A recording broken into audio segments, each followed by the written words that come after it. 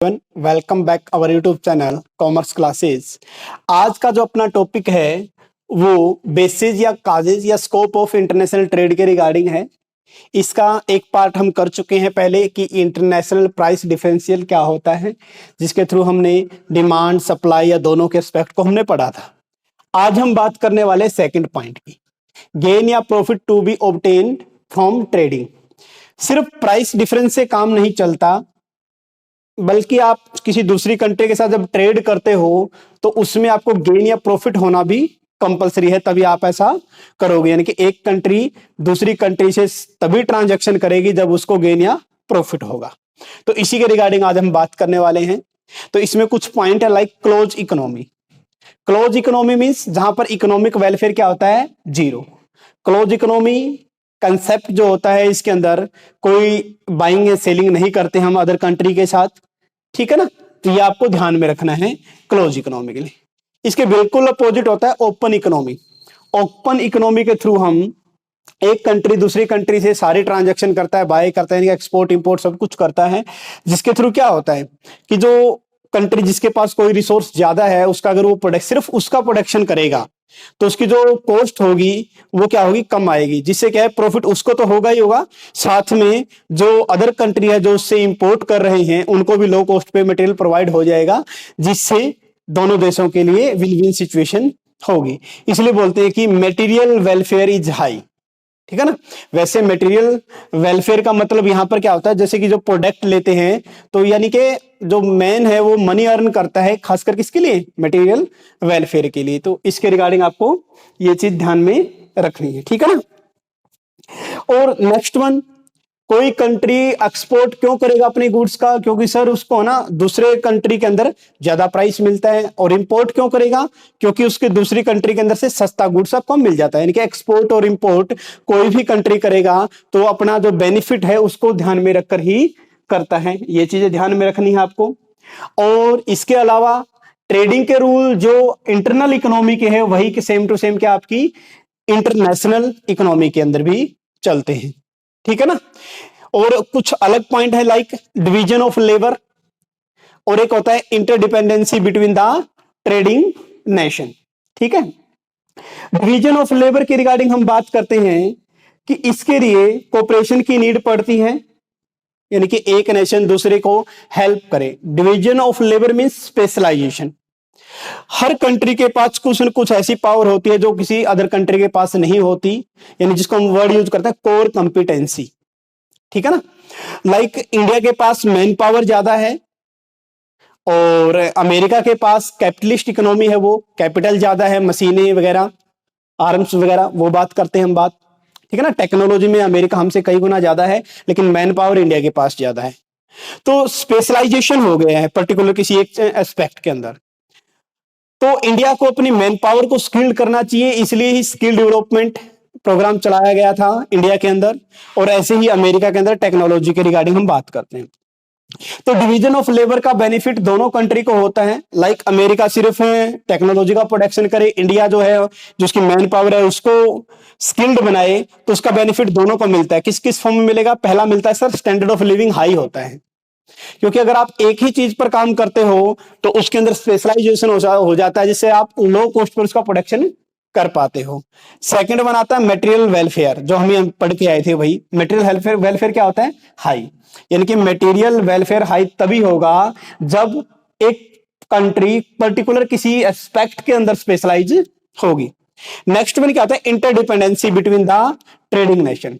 Sir international trade का एक benefit तो ये है कि जो चीज आप महंगी बना रहे हो दूसरे देश के पास वो चीज ज्यादा है, या उसको बनाने की टेक्नोलॉजी ऐसी है कि जिससे वो कम रेट पर बना पाए, तो वहां से आप इंपोर्ट करके बेनिफिट ले सकते हो। तो इसका दूसरा नुकसान, यानी कि अगर इसका हम सेकंड एस्पेक्ट देखें तो ये आता है कि सर एक दूसरे पर डिपेंडेंसी बढ़ जाती है, ठीक है ना। लाइक इंडिया के अंदर जो एमआई के फोन है ये ज्यादा पब्लिक के पास मिलते हैं, बजाय कि इंडियन कोई फोन के लिए इंडियन फोन कम लोगों के पास है। तो क्या होता है, एक देश के ऊपर दूसरे देश की डिपेंडेंसी ज्यादा हो जाती है, तो इसकी डिमेरिट है। लेकिन जो इसका डिवीजन ऑफ लेबर से जो बेनिफिट मिलता है वो इंटरडिपेंडेंसी से जो इसको नुकसान होता है उससे कहीं ज्यादा है। यानी कि ओवरऑल अगर हम बात करें तो इंटरनेशनल ट्रेड से बेनिफिट ज्यादा है और लॉसेज कम है, ये आपको ध्यान रखना है। इसी की रिगार्डिंग एक बात कही गई है प्री क्लासिकल व्यू में, जिसको मर्केंटलिस्ट व्यू भी बोलते हैं, ठीक है ना। ये मर्केंटलिस्ट व्यू होता क्या है, नॉर्मली एक इंटरनेशनल ट्रेड थ्योरी में हम पढ़ते हैं, लेकिन इसको ज्यादा इंप्लीमेंट नहीं किया गया। लेकिन स्टार्टिंग फेज आप बोल सकते हो कि जो थ्योरी ऑफ इंटरनेशनल ट्रेड है, तो फर्स्ट एस्पेक्ट, पहली थ्योरी आप इसको बोल सकते हो, ठीक है ना। ये बेस है, इसके अंदर कुछ कमियां थी, फिर हम आगे गए थे। मर्केंटलिस्ट व्यू क्या होता है, ये 1600 से 1800 के बीच में आया था ये व्यू। इसके अंदर क्या है, कंट्री वेल्थ यानी कि नेशन की वेल्थ को जो मेजर किया जाता है वो किया जाता है गोल्ड और अदर प्रीशियस मेटल, गोल्ड या सिल्वर आप बोल सकते हो, तो उसके थ्रू। फेवरेबल फॉर नेशन भी, कोई नेशन अपना एक्सपोर्ट इंपोर्ट कब करता है, या आप बोल सकते कोई नेशन दूसरे नेशन से ट्रेड कब करेगा, जब उसको एक्सपोर्ट वो ज्यादा करे और इंपोर्ट कम करे, ठीक है ना। यानी कि फेवरेबल ऑफ नेशन, या किसी नेशन के लिए सरप्लस कब होगा सर, जब वो एक्सपोर्ट ज्यादा करता है और इंपोर्ट कम करता है। यहां पर क्या होगा, विन लॉस सिचुएशन होती है। क्यों, क्योंकि इस थ्योरी के अंदर जो इकोनॉमिक्स थे वो मानते थे कि एक कंट्री को सिर्फ और सिर्फ एक्सपोर्ट करना चाहिए, क्योंकि एक्सपोर्ट करेंगे तो गोल्ड या अदर प्रीशियस मेटल मतलब कि देश के अंदर आएगा, और इंपोर्ट करेंगे तो गोल्ड या अदर प्रीशियस मेटल देश से बाहर जाएगा। तो किसी कंट्री की वेल्थ को मेजर करने का अगर जरिया ही सिर्फ गोल्ड है, तो इसका मतलब है कि जिस कंट्री के पास गोल्ड ज्यादा होगा वो कंट्री हम बोलेंगे वेल एस्टेब्लिश है, ठीक है ना। तो इसलिए कंट्री वेल्थ किस में मेजर करते हैं, गोल्ड में। इसलिए सभी देश ये फोकस करते थे कि हम सिर्फ एक्सपोर्ट करें, इंपोर्ट ना के बराबर करें, क्योंकि इंपोर्ट से गोल्ड आता है, इंपोर्ट से गोल्ड जाता है और एक्सपोर्ट से गोल्ड आता है। तो विन लॉस सिचुएशन, यानी कि अगर आप सिर्फ एक्सपोर्ट करोगे तो आपको तो बेनिफिट होगा, लेकिन अदर नेशन को क्या हो जाएगा, लॉस हो जाएगा, क्योंकि वहां से आप कुछ भी इंपोर्ट नहीं कर रहे। इसलिए बोला गया क्या, इसके अंदर जो पॉलिसी बनाई गई थी वो क्या थी, हाईली नेशनलिस्टिक, कि सिर्फ नेशन को ध्यान में रखकर पॉलिसी बनाई गई थी, and biased against the other country, और दूसरी कंट्रियों के लिए क्या है वो बाइस्ड, क्योंकि आपने सिर्फ ये सोचा कि मैं इसको बेच दूं सामान, बल्कि इससे कुछ भी ना खरीदूं, जबकि ऐसा पॉसिबल नहीं होता। तो यही इसकी ओवरऑल क्या होती है, डीमेरिट। तो mercantilistic we theory of international trade हम जब पढ़ेंगे तो उसका बेस मान सकते हो कि आप ये बेस था सर, स्टार्टिंग में ऐसे इंटरनेशनल ट्रेड करना हमने स्टार्ट किया था, ठीक है ना। तो इसलिए विन लॉस सिचुएशन बोलते हैं। जब शॉर्ट क्वेश्चन आते हैं तो आपको ध्यान में रखने पॉइंट। एडम स्मिथ जो था, उन्होंने 1776 के अंदर इस थ्योरी का अपोज किया था। इसने बोला कि नहीं, ऐसा ठीक नहीं है, ऐसे इंटरनेशनल ट्रेड को हम ज्यादा डेवलप या ज्यादा ग्रोथ नहीं दे सकते इस पॉइंट ऑफ व्यू से कि सिर्फ एक्सपोर्ट करें, इंपोर्ट ना करें। इसने बोला कि एक ऐसा हो ही नहीं सकता कि एक टाइम पर सभी देश सिर्फ एक्सपोर्ट करें, इंपोर्ट ना करें। तो इसके रिगार्डिंग क्या था, एडम स्मिथ ने एक थ्योरी दी थी जिसको बोलते हैं एब्सोल्यूट कॉस्ट एडवांटेज। इसके बारे में डिटेल से भी हम पढ़ेंगे, वैसे कुछ पॉइंट आप यहां पर भी देख सकते हो। कब दी थी, 1776 में। किसने दी थी, एडम स्मिथ ने। थ्योरी का क्या नाम था, एब्सोल्यूट कॉस्ट एडवांटेज। इस थ्योरी में बताया गया है कि एब्सोल्यूट कॉस्ट एडवांटेज, कि जो कंट्री किसी चीज को, मान लिया कि इंडिया भी राइस का प्रोडक्शन करता है और थाईलैंड भी राइस का प्रोडक्शन करता है, अगर थाईलैंड कम कॉस्ट पे राइस का प्रोडक्शन करता है, इंडिया हाई कॉस्ट पे करता है, तो इसने बोला कि इंडिया को राइस का प्रोडक्शन नहीं करना चाहिए, थाईलैंड से क्या कर लेना चाहिए, इंपोर्ट कर लेना चाहिए। इसी कंडीशन में अगर मान लिया कि व्हीट का प्रोडक्शन इंडिया अच्छे से कर रहा है, थाईलैंड से अच्छे से नहीं हो पा रहा है, वो हाई कॉस्ट पे करता है, तो इंडिया को सिर्फ व्हीट का प्रोडक्शन करना चाहिए। कहने का मतलब अगर दो कंट्री है, दोनों को एक दूसरे से एक्सपोर्ट इंपोर्ट करना है, तो जो वो प्रोडक्ट बनाए कंट्री जिसमें उसकी कॉस्ट क्या हो, कम आए, जिसमें उसकी कॉस्ट क्या हो, कम आए, ठीक है। इसके रिगार्डिंग डिटेल में हम पढ़ेंगे नेक्स्ट टॉपिक्स में। तो विन विन सिचुएशन इसके अंदर होती है। क्यों होती है, क्योंकि सर इसमें गोल्ड या सिर्फ एक्सपोर्ट वाला फिनोमिना नहीं लिया गया है। एडम स्मिथ की बुक थी वेल्थ ऑफ नेशन, जिसके बारे में उसने एब्सोल्यूट कॉस्ट एडवांटेज को वेल्थ ऑफ नेशन टॉपिक के अंदर कवर किया है। इसमें क्या है की पॉइंट इसका, not all the nation have an export surplus simultaneously, कि एक साथ सभी देश एक्सपोर्ट सरप्लस नहीं रख सकते। कंट्री की वेल्थ या नेशन की जो वेल्थ है वो मेजर की जाती है किसमें, प्रोडक्शन में। यहां पर किसमें मेजर की जाती थी, गोल्ड में। किसमें मेजर की जाती थी, गोल्ड या अदर प्रीशियस मेटल में। जबकि एडम स्मिथ ने क्या बोला कि नहीं, हम प्रोडक्शन से किसी कंट्री की वेल्थ या वेल्थ को मेजर करते हैं।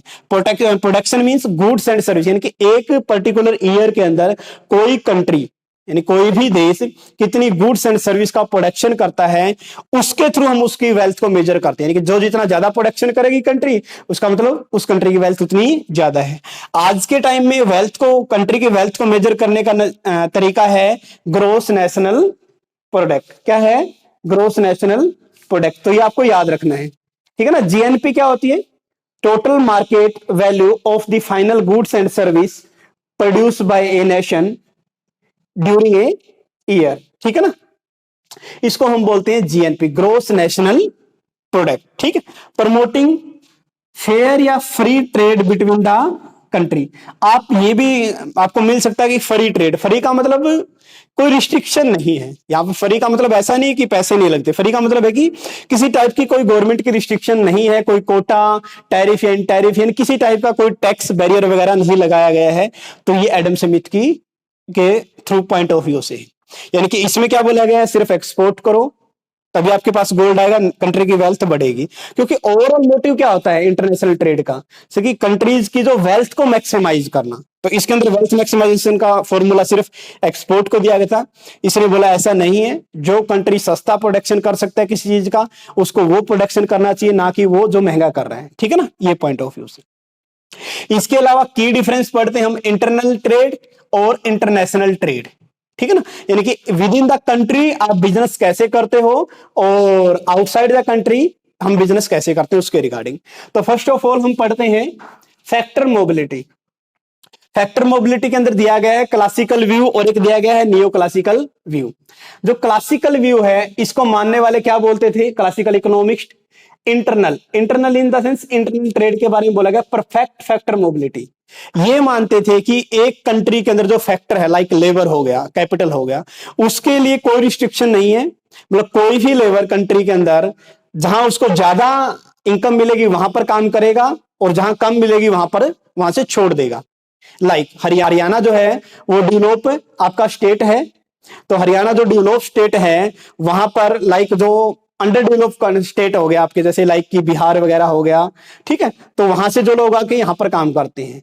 तो इनकी थ्योरी का मतलब है कि बिहार से हरियाणा के अंदर या गुजरात के अंदर आप बोल सकते हो कि लोग आके आसानी से काम कर सकते हैं, क्योंकि बिहार के अंदर जो इनकम है वो कम मिलती है क्योंकि वो लेस डेवलप स्टेट हो गया, और हरियाणा गुजरात वगैरह जो है ये डेवलप स्टेट हो गए, तो वहां पर उनको ज्यादा इनकम मिलती। क्लासिकल पॉइंट ऑफ व्यू से ये माना गया था। तो इसलिए क्या बोला गया, परफेक्ट फैक्टर मोबिलिटी होती है तो किसी तरह की कोई प्रॉब्लम नहीं होती, ये मानते थे क्लासिकल। इंटरनेशनल में तो रिस्ट्रिक्टिव या आप बोले प्रोटेक्शनिज्म कि प्रोटेक्ट करने के लिए, प्रोटेक्शनिज्म फैक्टर मोबिलिटी। रिस्ट्रिक्शन किस टाइप से लगता है इंटरनेशनल ट्रेड में? इसने बोला कि रिस्ट्रिक्शन लग सकता है लीगल सर, जैसे इमिग्रेशन के रिगार्डिंग लॉ हो सकता है कि आप लेबर को एक देश से दूसरे देश में भेजने के लिए आपको इमिग्रेशन लॉ को फॉलो करना पड़ेगा, या फिर सोशल कल्चरल पॉलिटिकल बैरियर, बहुत सारे बैरियर हो सकते हैं, लैंग्वेज बैरियर हो सकता है, इकोनॉमिक बैरियर हो सकता है, ठीक है ना। यानी कि बहुत सारे बैरियर जो इंटरनेशनल ट्रेड को करने से रोकते हैं, ये चीज आपको ध्यान में रखनी है। इसके अलावा जो आप बोल सकते हो लेबर या कैपिटल की जो मूवमेंट होती है या इन्वेस्टमेंट कहां पर करना है, तो उसके रिगार्डिंग भी अलग अलग लॉ होते हैं। तो इसलिए क्लासिकल इकोनॉमिस्ट मानते थे कि इंटरनल ट्रेड में फैक्टर कहीं भी मूव कर सकता है परफेक्टली, यानी कि यहाँ पर जो फैक्टर के रिगार्डिंग वो जियोग्राफिकल लोकेशन के बारे में बात कर रहे हैं कि एक जगह से दूसरे देश, मतलब कि जितने भी इंडिया के अंदर स्टेट है, एक लेबर कहीं भी आ जा सकता है आसानी से, कोई कॉस्ट नहीं होती। जबकि इंटरनेशनल में जितने भी कंट्री है सब में एक दूसरे से आने जाने में रिस्ट्रिक्शन होती है। न्यू क्लासिकल मानते हैं कि नहीं, ऐसा नहीं है। जो क्लासिकल इकोनॉमिस्ट ने बोला है ऐसा सही नहीं है कि इंटरनल ट्रेड बिल्कुल परफेक्ट मोबिलिटी होती है, कोई रिस्ट्रिक्शन नहीं होती, जबकि इंटरनेशनल में होती है। न्यू इकोनॉमिक्स मानते हैं कि degree of factor mobility with in the country high होती है। किससे? Degree of factor mobility between the country, यानी कि इसमें हाई डिग्री होती है, इसमें लो डिग्री होती है। कि न्यू क्लासिक इकोनॉमिक्स मानते हैं कि हाँ ये बात सही है कि फ्रीडम जो फैक्टर, यानी कि जो लेबर को फ्रीडम है मूवमेंट करने की, वो एक कंट्री के अंदर ज्यादा है, यानी कि उसके ऊपर रिस्ट्रिक्शन कम कहां पर है? एक कंट्री के अंदर। लेकिन अगर वही लेबर या वही फैक्टर बिटवीन द कंट्री कोई ट्रेड कर रहा है तो वहां पर रिस्ट्रिक्शन ज्यादा होती है बजाय कि इसके इंटरनल ट्रेड के रिगार्डिंग। यानी कि इसने बोला डिग्री कम ज्यादा होती है, ये हम मानते हैं, लेकिन ऐसा नहीं है कि इंटरनल ट्रेड के अंदर किसी टाइप की कोई रिस्ट्रिक्शन नहीं होती। इसने बोला ऐसा भी होता है, लाइक ट्रांसपोर्टेशन कॉस्ट होती है, ठीक है ना। या फिर आपने देखा हो तो लाइक अभी पंजाब के अंदर इलेक्शन थे तो वहां पर पंजाब के नेताओं ने कहा था कि बिहार से लोग आकर यहां पर काम नहीं कर सकते या नहीं करने देंगे, ऐसा XYZ, ठीक है। तो इसके रिगार्डिंग क्या बात है, तो जो ये रिस्ट्रिक्शन लगती है, ठीक है ना, इस टाइप की रिस्ट्रिक्शन होती है एक्चुअली में, ऐसा नियो क्लासिकल इकोनॉमिस्ट मानते हैं। क्या मानते हैं कि सर एक स्टेट से दूसरी स्टेट जाने में ट्रांसपोर्टेशन कॉस्ट लगता है, उसकी वजह से भी फैक्टर मोबिलिटी परफेक्ट नहीं हो सकती। दूसरा, डिस्पेरिटी या आप बोल सकते हो कि बायसनेस या बोल सकते हो पक्षपात किया जाता है एक स्टेट के एम्प्लॉयज को दूसरे स्टेट के एम्प्लॉयज के साथ, तो इसके रिगार्डिंग भी होता है। इन्होंने बोला कि डिग्री हो सकता है भाई, हाँ, या ये हो सकता है कि कहीं पर छूट ज्यादा है, कहीं पर छूट क्या है, कम है। तो एक कंट्री के अंदर फैक्टर की मोबिलिटी या उनको जो छूट है वो ज्यादा दी गई है, और बिटवीन द कंट्री है वो क्या है, कम होती है। ये पॉइंट ऑफ व्यू से इन्होंने बात की है। तो ये था फैक्टर मोबिलिटी के बारे में। होप सो आपको समझ में आया होगा। नेक्स्ट पॉइंट की ओर बढ़ते हैं, वह है प्रोडक्ट मोबिलिटी, ठीक है ना। प्रोडक्ट मोबिलिटी के बारे में दिया गया है कि प्रोडक्ट मोबिलिटी यानी कि जो movement of goods and service, यानी कि गुड्स एंड सर्विस का जो मूवमेंट है वो एक कंट्री के अंदर इंटरनल ट्रेड के अंदर ज्यादा होता है, इंटरनेशनल ट्रेड के अंदर कम होता है। वही बात है रिस्ट्रिक्शन वाली।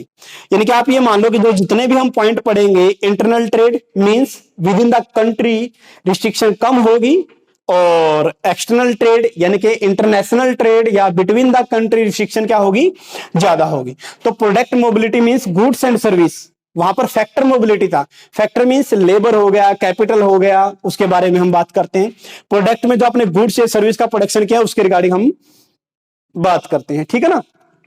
इसने बोला कि इंटरनल ट्रेड के अंदर रिस्ट्रिक्शन होती है, ऐसा नहीं कि बिल्कुल फ्री होता है। लाइक नेचुरल रिस्ट्रिक्शन मैंने बताया कि ट्रांसपोर्टेशन कॉस्ट वगैरह, डिस्टेंस हो सकती है, हो सकता है कोई जान, साइकोलॉजिकल हो सकता है कि वो अपने एरिया को छोड़कर ही नहीं जाना चाहता लेबर, ये भी हो सकता है।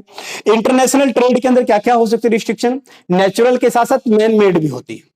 यानी कि आप बोलोगे कि सर इंटरनल ट्रेड के अंदर, प्रोडक्ट मोबिलिटी के अंदर सिर्फ और सिर्फ नेचुरल बैरियर आते हैं, जबकि इंटरनेशनल ट्रेड में नेचुरल बैरियर के साथ साथ मैन मेड यानी कि आर्टिफिशियल बैरियर भी आते हैं। आर्टिफिशियल में क्या इंक्लूड करेंगे हम, लाइक एक कंट्री इंपोर्ट पर रिस्ट्रिक्शन लगा सकती है, कोटा डिसाइड कर सकती है, टैरिफ या नॉन टैरिफ बैरियर लगा सकती है, पॉलिटिकल रिस्क हो सकता है, बहुत सारे फैक्टर होते हैं। इसलिए प्रोडक्ट मोबिलिटी इंटरनल ट्रेड में ज्यादा होती है बजाय कि इंटरनेशनल ट्रेड में, ठीक है ना। लाइक जो एग्रीकल्चर है, एग्रीकल्चर प्रोडक्ट के ऊपर जो डेवलप कंट्री है वो रिस्ट्रिक्शन लगा देती है। इसी तरह से जो डेवलपिंग कंट्री है वो जो इंपोर्ट करती है उसका सब्स्टिट्यूशन यहीं पर बनाना स्टार्ट कर देती है। लाइक इंडिया जो है वो डेवलपिंग कंट्री है। अब इंडिया के अंदर क्या बोल रखा है कि मेक इन इंडिया प्रोग्राम चलाया गया है, जिसके थ्रू क्या है कि जो चीजें हम इंपोर्ट करते थे अब वो इंपोर्ट ना कर कर अपने देश में ही बनाए जाए, तो ऐसा भी हो सकता है। तो ओवरऑल अगर हम याद करेंगे तो प्रोडक्ट मोबिलिटी जो इंटरनल ट्रेड में है वो क्या होता है, नॉर्मली फ्री होता है, और इंटरनल ट्रेड एक्सटर्नल ट्रेड में उस पर रिस्ट्रिक्शन होती है। यानी कि इंटरनल ट्रेड में सिर्फ नेचुरल बैरियर, इंटरनेशनल ट्रेड में नेचुरल और मैनमेड दोनों तरह के बैरियर होते हैं। थर्ड वन आता है इकोनॉमिक इन्वायरमेंट। इकोनॉमिक इन्वायरमेंट किसी कंट्री के अंदर काम करने का माहौल कैसा है उसके बारे में बात करते हैं। इसमें सिंपल इकोनॉमिक इन्वायरमेंट होता है, और इंटरनेशनल में आप बोल सकते हो कि कॉम्प्लेक्स होता है, ठीक है ना। लाइक कैसे, अगर इसको हम एक्सप्लेन करें तो जैसे लीगल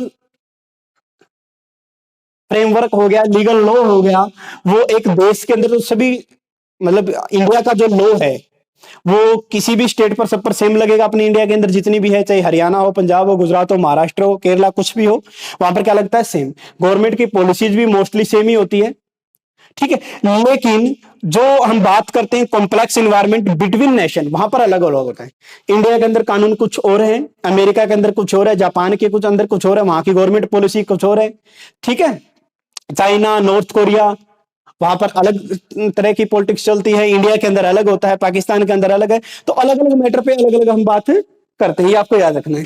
नेक्स्ट वन आता है, एक तो आपका हो गया कि लीगल लॉ, दूसरा हो गया गवर्नमेंट पॉलिसी, तीसरा पॉइंट हो गया आपका मार्केट स्ट्रक्चर। हो सकता है कहीं पर किसी कंट्री के अंदर मार्केट जो है परफेक्ट कंपिटेटिव हो और किसी के अंदर मोनोपोली हो किसी चीज की, है ना। आपको ये ध्यान रखना है कौन कौन से पॉइंट से इकोनॉमिक इन्वायरमेंट के अंदर। फर्स्ट वन आता है सर लीगल इन्वायरमेंट, एक या लीगल लॉ एक कंट्री के अंदर सभी पर सेम लगता है, जबकि बिटवीन द कंट्री अलग अलग लीगल लॉ होता है। गवर्नमेंट पॉलिसी एक कंट्री के लिए सेम होगी, बाकियों के लिए अलग अलग देशों के लिए अलग अलग होती है। थर्ड वन होता है मार्केट स्ट्रक्चर। मार्केट स्ट्रक्चर में हम पढ़ेंगे परफेक्ट और इम्परफेक्ट। परफेक्ट के अंदर आप पढ़ते परफेक्ट कंपटीशन, इम्परफेक्ट के अंदर आपका मोनोपोलिस्टिक कंपटीशन, ओलिगोपोली, मोनोपोली अलग से आ जाएगा, डुओपोली आता है इम्परफेक्ट। इम्परफेक्ट के अंदर क्या क्या आएंगे, मोनोपोलिस्टिक, ओलिगोपोली और डुओपोली, ठीक है ना, और एक मोनोपोली अलग से। तो ये क्या है कि इकोनॉमिक एनवायरनमेंट जो होता है किसी भी कंट्री के अंदर वो सिंपल होता है, ज्यादा कॉम्प्लेक्स नहीं होता, लेकिन बिटवीन कंट्री वो कॉम्प्लेक्स नेचर का हो जाता है। तो आपको ये भी ध्यान रखना है। फोर्थ वन आता है लास्ट पॉइंट अपना, मॉनेटरी या करेंसी यूनिट। सिंपल, क्योंकि देखो एक देश है वहां पर तो एक ही मॉनेटरी पॉलिसी बनेगी। लाइक अपनी इंडिया के अंदर आरबीआई मॉनेटरी पॉलिसी बनाता है, तो एक ही मॉनेटरी पॉलिसी बनेगी, तो एक ही यूनिट होती है। यानी कि आप बोल सकते हो कि एक ही करेंसी के अंदर एक्सचेंज करते हैं हम, बाय और सेल करते हैं। लाइक इंडिया के अंदर रुपीज चलता है, तो वहां पर एक ही करेंसी है तो ज्यादा प्रॉब्लम नहीं है। लेकिन अगर आप बिटवीन कंट्री ट्रेड करो तो वहां पर कॉम्प्लेक्स कंडीशन हो जाती है। लाइक इंडिया के अंदर रुपया है, अमेरिका के अंदर डॉलर हो गया, कहीं पर येन है, कहीं पर पाउंड है, ठीक है, कहीं पर रेन भी है चाइना के अंदर, तो अलग अलग होता है। तो यानी कि एक देश है तो मॉनेटरी पॉलिसी सिंगल होगी, करेंसी भी सिंगल होगी। अलग अलग देश है तो अलग अलग देश की मॉनेटरी पॉलिसी अलग अलग होती है और करेंसी भी क्या होती है, अलग अलग होती है। ये चीज भी आपको याद रखनी है, ठीक है ना। इसके अलावा जो करेंसी कन्वर्टेबल प्रॉब्लम है वो आपकी बिटवीन कंट्री आती है। करेंसी को कन्वर्ट करना या रिस्ट्रिक्शन लगाना या कोटा डिसाइड करना। तो ओवरऑल पॉइंट ऑफ व्यू से हम पढ़े तो इंटरनल ट्रेड में कुछ हर्डल हैं लेकिन वो बहुत कम है। इंटरनेशनल ट्रेड में हर्डल ज्यादा है, तो वही बता ना, ज्यादा रिस्क है तो वहां पर प्रॉफिट भी क्या है, ज्यादा है। तो ये था अपना एक छोटा सा टॉपिक आज का। और अब इस चैप्टर 1 में अपना एक टॉपिक और रहता है जिसको हम नेक्स्ट वीडियो में करेंगे। ये टॉपिक आपको कैसा लगा हमें कमेंट बॉक्स में जरूर बताएं। Thank you.